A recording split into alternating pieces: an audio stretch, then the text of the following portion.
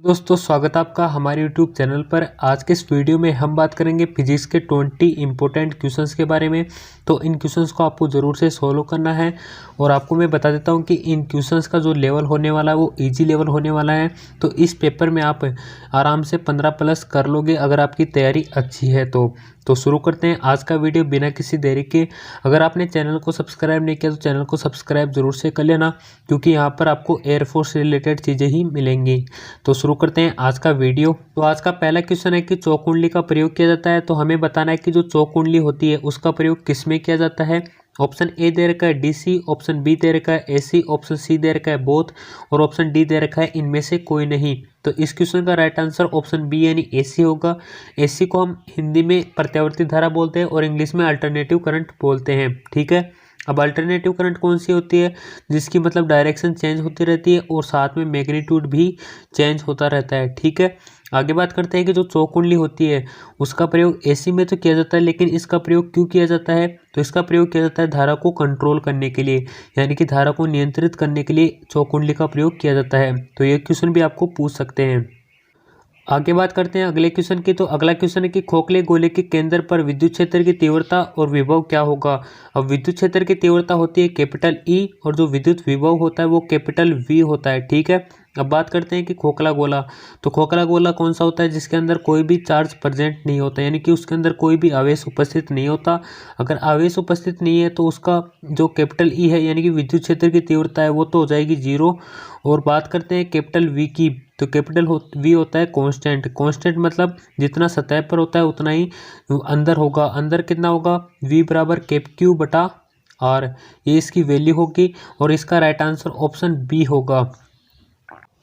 अगला क्वेश्चन है कि यदि किसी तार की लंबाई खींचकर दोगुनी कर दी जाए तो प्रतिरोध क्या होगा। अब प्रतिरोध की बात करें तो प्रतिरोध का सूत्र अगर नॉर्मली बात करते हैं तो वह होता है आर बराबर रो एल बटा ए। अब रो एल बटा ए तो होता है, लेकिन अगर इसके अकॉर्डिंग चले तो हमारा क्वेश्चन गलत हो सकता है। इसके लिए हमें एक ट्रिक लगानी होगी। ट्रिक क्या है कि आर टू बटा आर वन, यानी आर टू का मतलब क्या होता है? बाद का प्रतिरोध, और जो आर वन है वो पहले का प्रतिरोध होता है।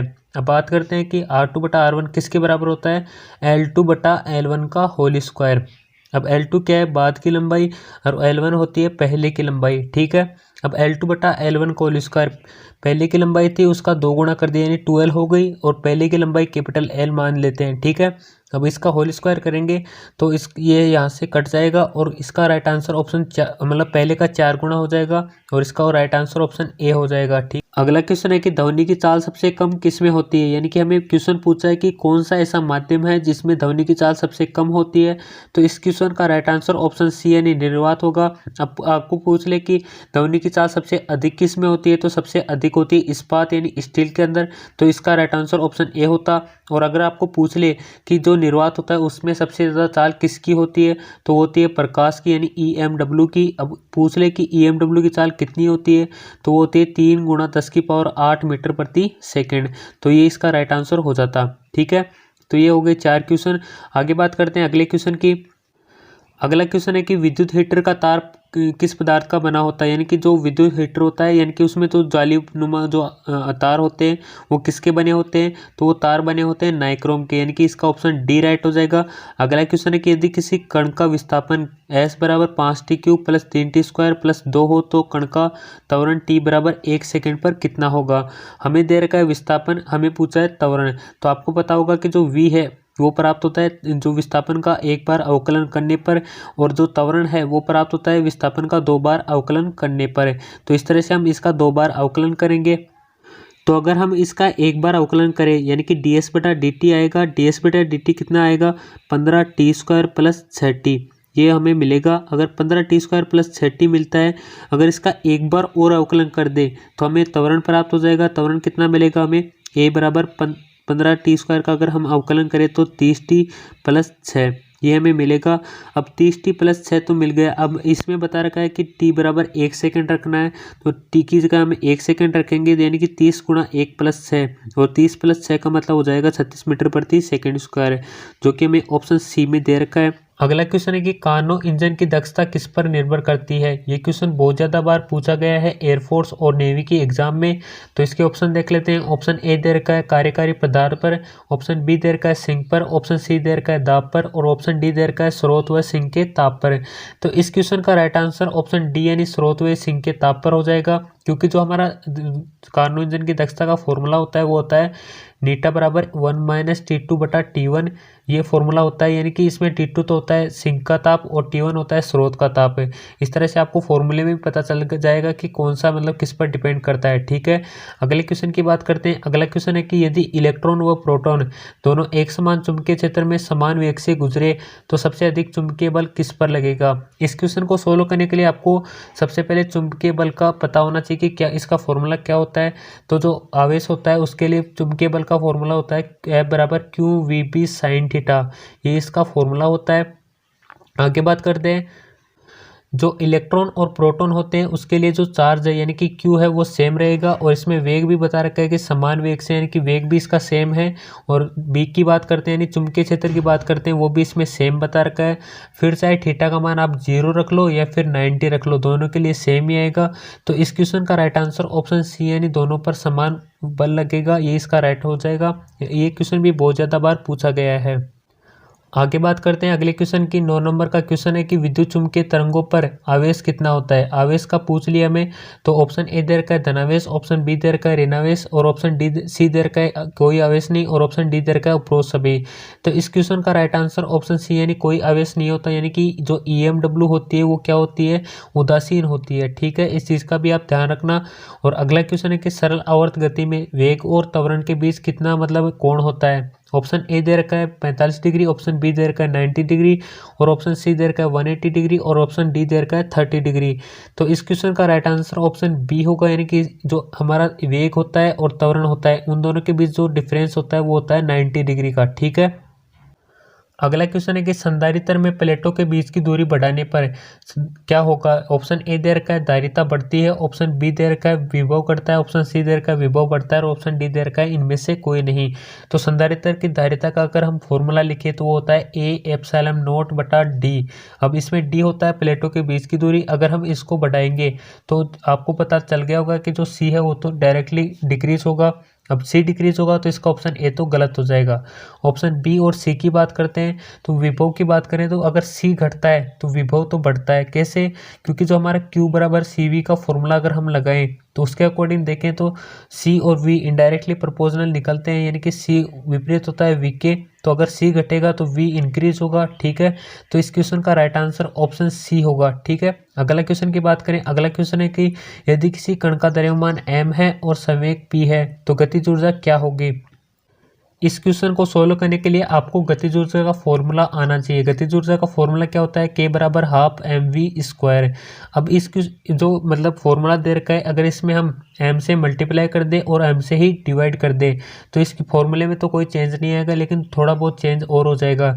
यानी कि mv का तो यहाँ पर ऊपर होल स्क्वायर हो जाएगा और नीचे बन जाएगा 2m। ठीक है, अब हमें पता है कि p बराबर होता है mv, यानी कि जो संवेग होता है वो द्रव्यमान और वेग का मल्टीप्लाई होता है। ठीक है, अब mv का होल स्क्वायर मतलब यहाँ पर क्या हो जाएगा p² और 2m यहाँ पर नीचे बच जाएगा। तो हमें फॉर्मूला मिल गया कि जो c है वो इसका राइट आंसर हो जाएगा। अगले क्वेश्चन की बात करें तो अगला क्वेश्चन है कि दूरदृष्टि दोष के लिए किस लेंस का प्रयोग किया जाता है। हमें बताना है कि जो दूरदृष्टि दोष होता है, हाइपर मायोपिया होता है, उसके लिए कौन से लेंस का प्रयोग किया जाता है। तो उसके लिए किया जाता है कॉन्वेक्स लेंस का, यानी कि उत्तल लेंस का प्रयोग किया जाता है, जो कि ऑप्शन बी में दे रखा है। ठीक है, आगे के क्वेश्चन पर बात करते हैं कि अगर निकट दृष्टि दोष के लिए आपको पूछ ले, यानी कि जो मायोपिया के लिए पूछ ले, तो उसके लिए किया जाता है कॉनकेव का यानी अवतल का किया जाता है। ठीक है, अगला क्वेश्चन है कि 14 नंबर का, यदि कोई व्यक्ति ट्रेन की सीट पर बैठकर एक सिक्का उछालता है और वह सिक्का उसके हाथ में गिरता है, अगर सिक्का हाथ में गिरे तो हमें पता चल जाता है कि वह ट्रेन क्या है, नियत वेग से गति कर रही है। अगर नियत वेग से गति करेगी तो वह सिक्का कहाँ पर गिरेगा, उसके हाथ में। तो इस क्वेश्चन का राइट आंसर ऑप्शन सी होगा। और अगर वह सिक्का उसके पीछे या फिर उससे आगे गिरे तो इसका मतलब है कि ट्रेन क्या है, असमान वेग से गतिशील है। तब उस स्थिति में उसका राइट आंसर होता असमान वेग से गतिशील है, यानी ए होता। लेकिन अब क्या होगा, इसका राइट आंसर ऑप्शन सी होगा। अगले क्वेश्चन की बात करते हैं 15 नंबर का कि बोर मॉडल की प्रथम कक्षा की त्रिज्या r है। तो तरती कक्षा की त्रिज्या क्या होगी। तो आपको एक फॉर्मूला याद रखने की ज़रूरत है कि आर डैश बराबर होता है एन स्क्वायर आर, जहाँ पर एन क्या होता है कक्षा और साथ में जो आर है वो पहले की त्रिज्या होती है। अब एन स्क्वायर आर मतलब कि अगर कक्षा की त्रिज्या कौन सी कक्षा की त्रिज्या पूछी है हमें तरते की, तो यहाँ पर लिख देंगे 3 का होल स्क्वायर गुणा आर, यानी कि इसका राइट आंसर ऑप्शन बी हो जाएगा। अगला क्वेश्चन है 70 नंबर का, गैस नियतांक का एसआई मात्रक क्या होगा। तो गैस नियतांक का एसआई मात्रक ज्ञात करने के लिए आपको आदर्श गैस समीकरण ध्यान होना चाहिए, जो कि होता है पीवी बराबर एनआरटी। ठीक है, अब यहाँ पर जो आर है वो होता है गैस नियतांक। अब आर गैस नियतांक, इसकी हमें विमा जो यूनिट है वो ज्ञात करनी है।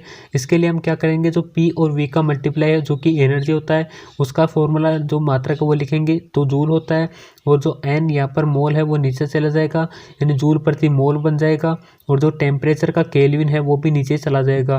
तो इसकी इस तरह से इसका जो यूनिट होगा वो होता है जूल प्रति केल्विन प्रति मोल, यानी इसका सी ऑप्शन राइट हो जाएगा। अगला क्वेश्चन क्या है, माध्यम की एकांक लंबाई में तरंगों की संख्या को क्या कहते हैं। तो इसका राइट आंसर ऑप्शन सी यानी संचरण नियतांक होगा, और ये आपकी मार्च 2019 का जो पेपर था उसमें ये क्वेश्चन पूछा गया था। ठीक है, आगे क्वेश्चन पर बात करते हैं। अगला क्वेश्चन है कि द्रवों में श्यानता का मुख्य कारण क्या है। एक चीज़ का ध्यान रखना कि सॉलिड के अंदर तो होता है घर्षण, जिसको हम इंग्लिश में फ्रिक्शन बोलते हैं, वो तो होता है सॉलिड के अंदर। ठीक है, और जो मतलब लिक्विड फॉर्म में जो भी होते हैं उनके लिए होता है श्यानता। अब बात करेंगे श्यानता किस कारण होती है द्रव्य में, वो होती है सहसंजक बल के कारण। अब सहसंजक बल क्या होता है, जितने भी द्रव्य के मॉलिक्यूल्स होते हैं यानी कि जो अणु होते हैं उनके बीच जो आपस में जो बल लगता है उसे कहते हैं सहसंजक बल। अगर बात करें आसंजक बल की, तो वो होता है मॉलिक्यूल्स और पात्र की दीवारों के बीच है, यानी कि जितने मॉलिक्यूल्स होते हैं उनकी, अणु होते हैं उनकी, और साथ में जो पात्र की दीवार होती है उनके बीच जितना बल लगता है वो होता है आसंजक बल। तो इस क्वेश्चन का राइट आंसर ऑप्शन बी यानी सहसंजक बल होगा। आगे क्वेश्चन पर बात करते हैं। अगला क्वेश्चन है कि पूर्णतः प्रत्यास्थ टक्कर के लिए ई का मान क्या होगा। पूर्णतः प्रत्यास्थ टक्कर का पूछा है तो इसका राइट आंसर ऑप्शन सी यानी 1 होगा। अगर हमको पूछ ले पूर्णतः अप्रत्यास्थ टक्कर के लिए, तो अप्रत्यास्थ टक्कर के लिए इसका मान होता है 0, यानी अगर अप्रत्यास्थ का पूछता तो इसका ऑप्शन ए राइट होता। तो ये क्वेश्चन थे 20 क्वेश्चंस। अब 20 क्वेश्चंस में आपके कितना क्या स्कोर रहा, कमेंट बॉक्स में कमेंट जरूर करना, और साथ में वीडियो को लाइक और शेयर भी करना। जय हिंद, जय भारत।